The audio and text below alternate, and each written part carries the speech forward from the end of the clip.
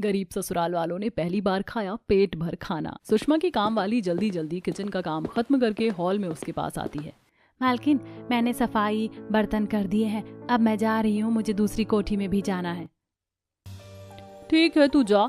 कल रात की मसाला भिंडी बची रखी थी, उसे भी भर कर ले जा, तेरे बच्चे खा लेंगे।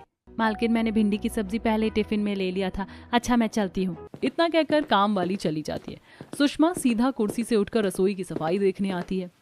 स्लैब वगैरह तो अच्छे तरीके से साफ सुथरा कर दिया है, एक बार फ्रिज में देख लेती हूँ, कोई बासी खाना ना बच गया हो।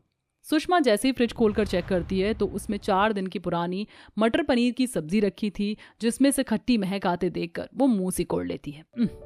ये सविता भी ना कभी फ्रिज के अंदर खोल कर नहीं देखती क्या चीज खराब हो रही है। 4 दिन से ये मटर पनीर की सब्जी फ्रिज में रखी पड़ी है, ना तो खुद ही अपने घर ले गई और ना हमें खाने को दिया। अरे कल भी गर्म करके दे देती तो रोटी के साथ खा जाते। इतने दिन से रखे रखे खट्टी दुर्गंध आ रही है, अब तो फेंकना ही पड़ेगा।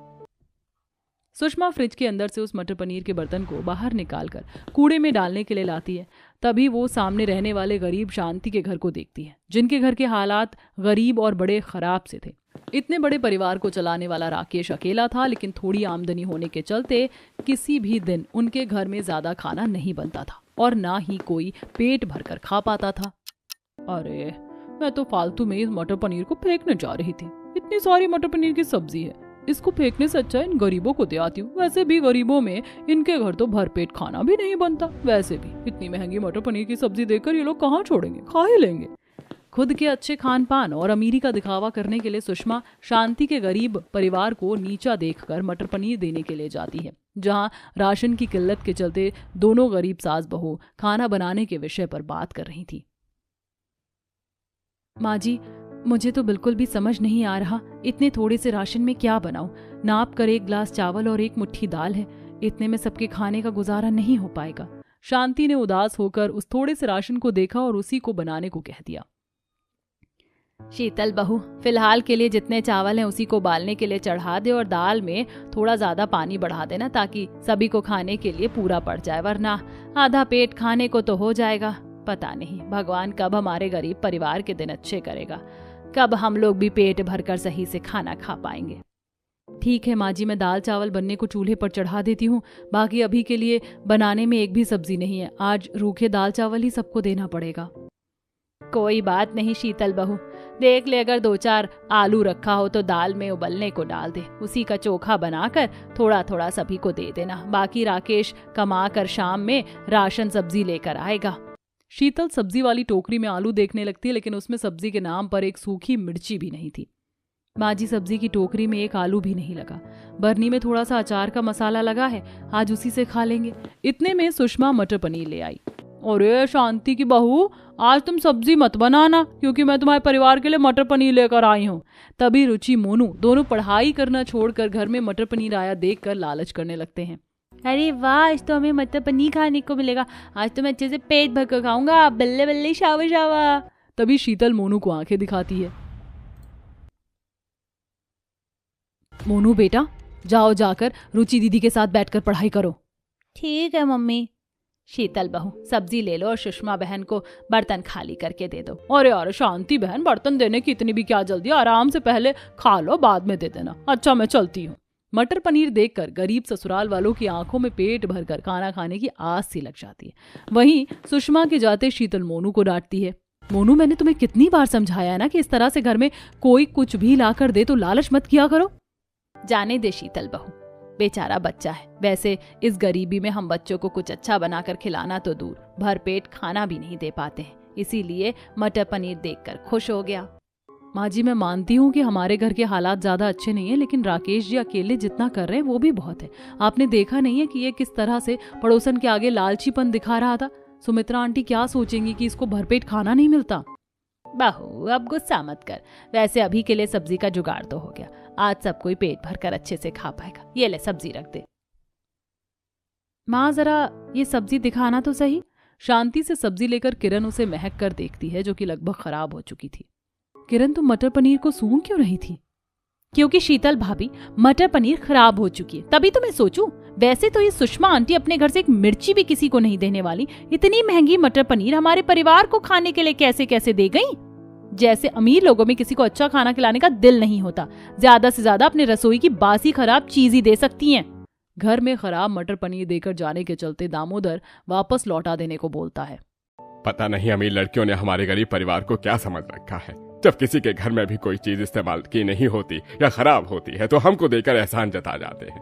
किरण, जाकर ये मटर पनीर दे आ। नहीं बुआ, आंटी को सब्जी वापस मत दो ना प्लीज, मुझको मटर पनीर खाना है। मोनू की भूख भरी आंखों में मटर पनीर खाने की अभिलाषा देखकर गरीब शांति का कलेजा फटने को हो गया। रहने दे किरण बेटी, इतनी भी खराब नहीं सब्जी, जरा सी खटास आई है, गरम करके खा लेंगे। कुछ ही देर में शीतल खाना तैयार कर देती है। इतनी देर में राकेश और सूरज भी आ जाते हैं। किरण सबके लिए चटाई बिछाती है और बहू सबके लिए थाली में खाना डालती है। किरण, ये थाली ले जाकर पहले पापा जी, देवर जी और राकेश जी को दे दो। भाभी, पतीले में तो चावल कितने थोड़े से बच गए, अभी तो बच्चे, माँ और हम दोनों भी खाने के लिए बाकी हैं। दोनों नंद भाभी की बात सूरज सुन लेता है और जैसे ही किरण चावल दाल उसके आगे करती है तो ज्यादा खाने से इनकार जताता है। किरण, मैं इतना चावल नहीं खाऊंगा, आधे चावल दाल निकाल लो। पर देवर जी, मैंने तो थाली में उतने ही दाल चावल दिए हैं जितना कि आप रोज खाते हैं। भाभी, आज ज्यादा भूख नहीं है, पेट पहले से ही भरा हुआ है। क्यों भाई, आज बाहर ऐसा क्या खा लिया? इतने कम चावल में पेट भर जाएगा? भैया, इतने चावल भी काफी ज्यादा हैं। शीतल किरण को समझते देर नहीं लगती कि सूरज ने कम भूख होने का बहाना किया था ताकि उन्हें भूखा ना रहना पड़े। किरण नम आंखों से थाली में से आधा खाना निकाल लेती है। मैं और भाभी खाना खा सके इसीलिए भैया ने अपने हिस्से में से हमारे खातिर खाना बचाया। पता नहीं भगवान कब हमारी गरीबी दूर करेगा, कब तक यूं ही आधा पेट खाना पड़ेगा।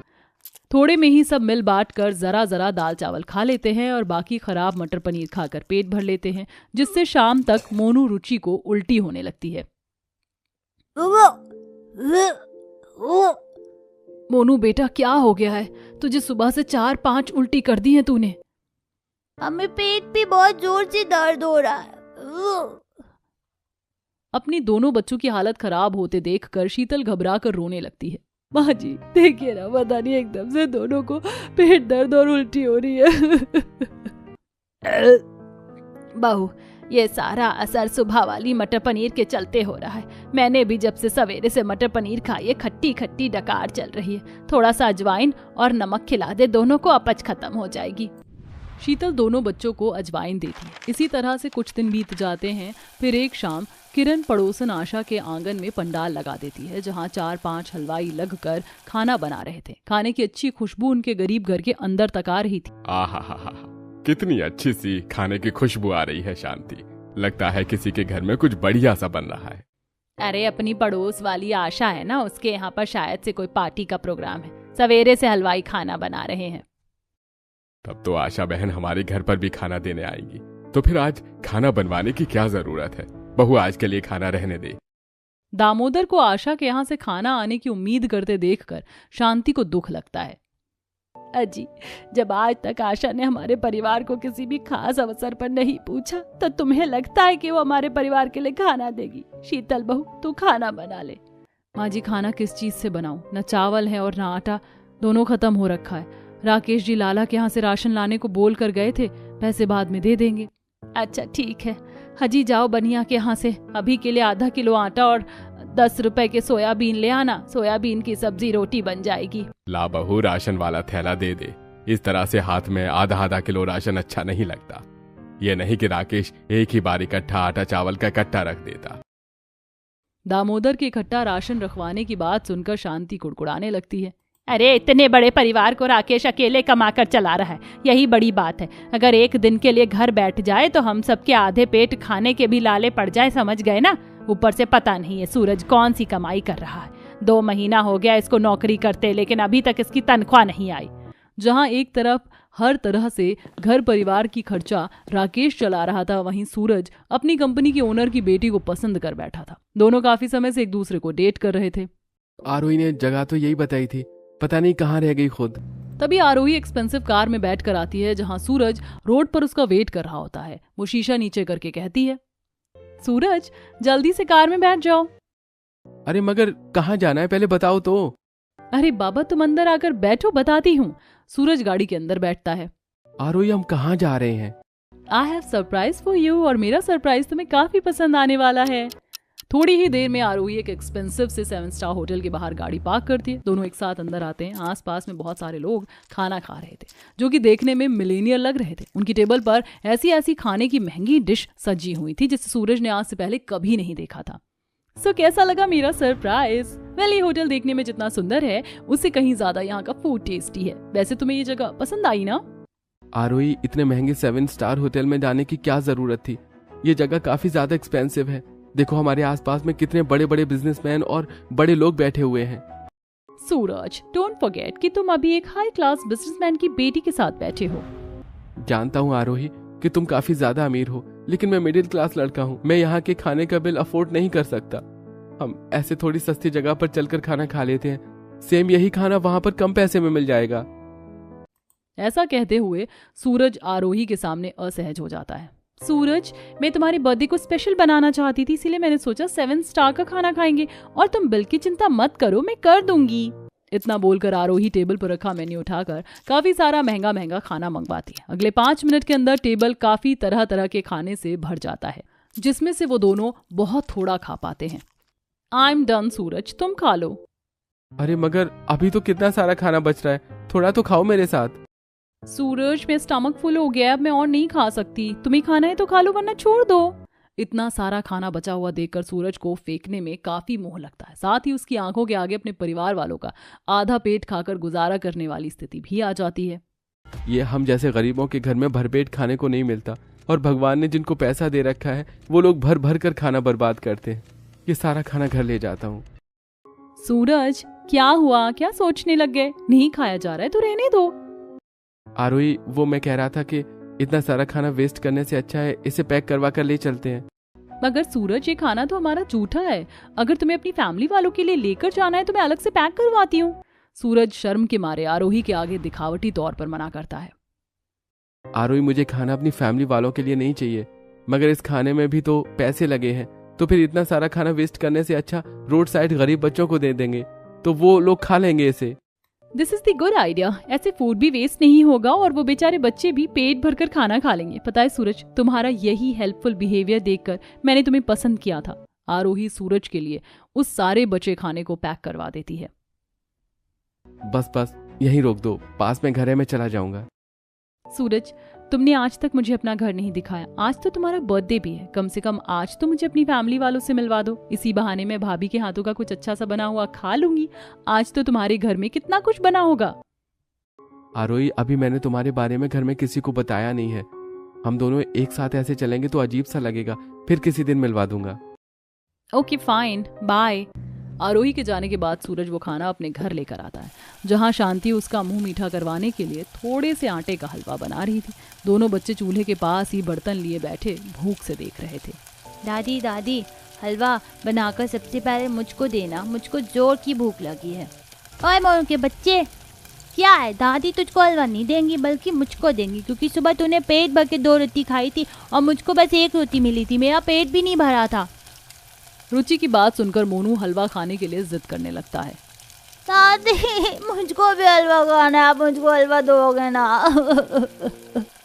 मोनू बेटा, अच्छे बच्चे ऐसे जिद नहीं करते। दादी ने चाचा के लिए थोड़ा सा हलवा बनाया। अभी मैं खाना बनाऊंगी, तब तुम रोटी खा लेना। मुझको नहीं खा रहा सूखी रोटी, मुझको हलवा खाना है। दादी, मुझको जरा सा हलवा दे देना। मोनू को इस तरह से बिलखते देखकर शांति को मोह लगता है। अरे मेरे लाडले, मैं तुझको भी हलवा खाने को दूंगी, अब चुप हो जा। इतने में खाने की पन्नी लेकर सूरज अंदर आता है।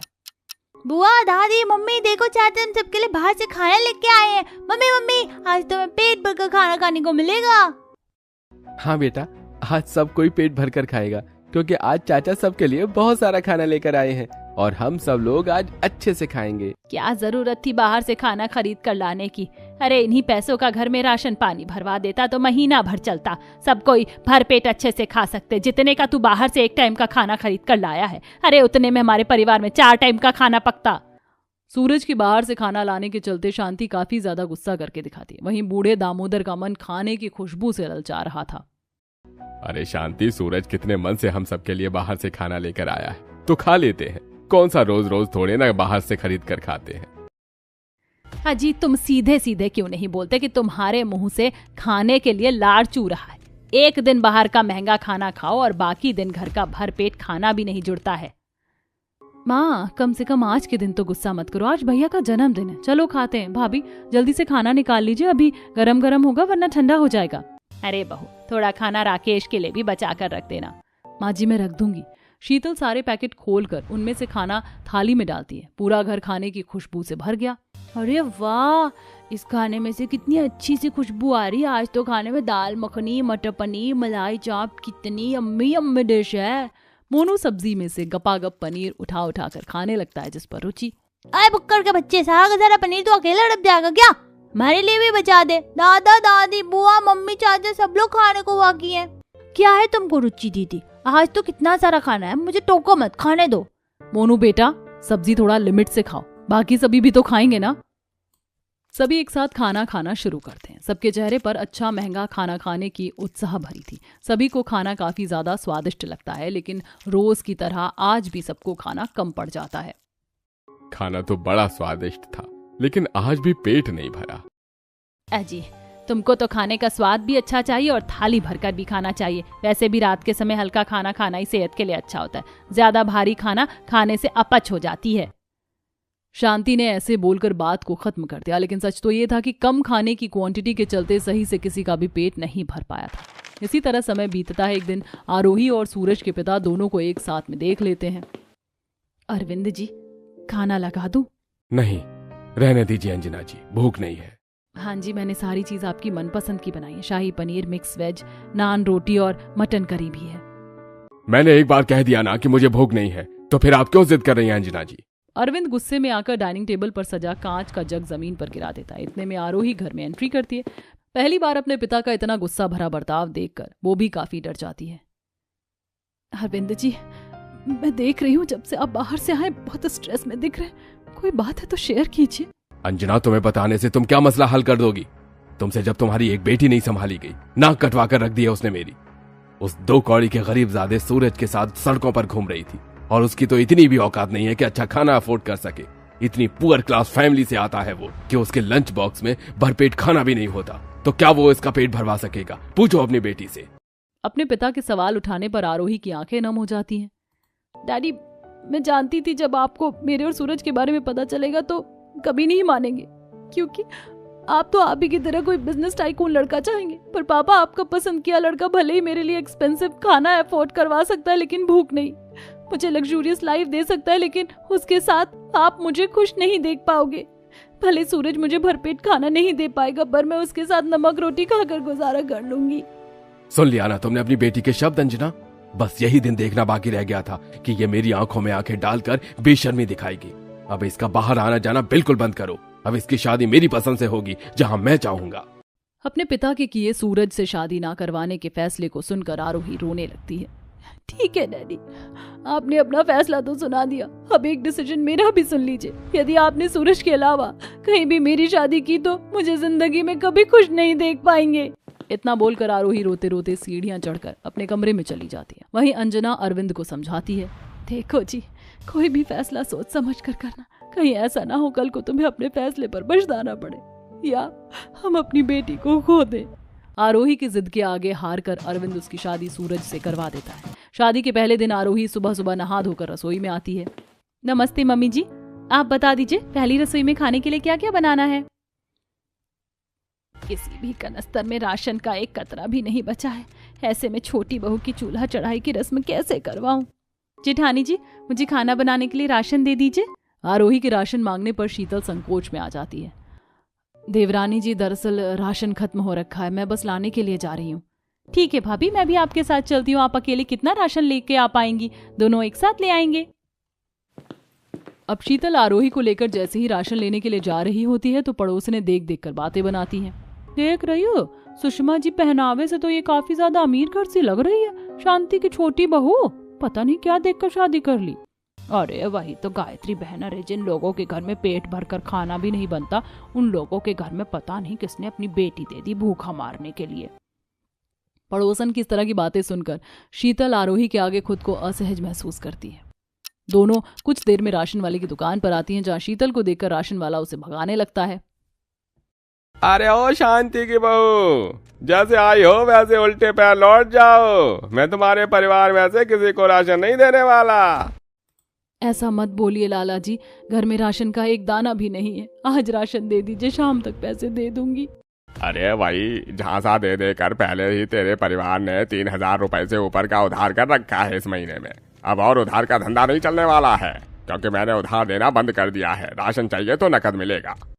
अपने गरीब ससुराल की इतनी बुरी हालत देखकर आरोही को दुख लगता है। तभी राकेश भी दुकान पर आ जाता है। लाला ये पकड़ो 500 रुपए, अब तो राशन दे दोगे? अरे बिल्कुल दे दूंगा भैया राशन। हिसाबदारी में ठीक रहोगे तो मैं क्यों मना करूंगा राशन पानी देने से। आखिरकार मैंने अपनी दुकान इसीलिए तो खोल रखी है। बनिया स्वभाव का बहुत ही ज्यादा कंजूस था। वहीं कई बार वो पैसे काटने में हेर फेर किया करता था, क्योंकि शांति के परिवार में पूरे महीने पर उधार में ही राशन पानी जाया करता था। शीतल 500 रुपए में राशन का थोड़ा थोड़ा सामान तुलवा लेती थी। तब दोनों सामान लेकर घर आते हैं। देखकर पता ही नहीं चल रहा कि रसोई में 500 रुपए का राशन आया। देवरानी जी, राशन लिमिट में बनाना ताकि कुछ भी बर्बाद ना हो। जी दीदी। आरोही अपनी पहली रसोई में सबके लिए पूरी सब्जी बनाती है। दीदी, इतनी पूरी में सबका अच्छे से पेट नहीं भर पाएगा, मैं थोड़ी और पूरी बना लेती हूँ आटा गूंथ कर। नहीं देवरानी जी, रहने दीजिए, दोबारा आटा गूंथने की आवश्यकता नहीं है। इतनी पूरी में सबका हो जाएगा।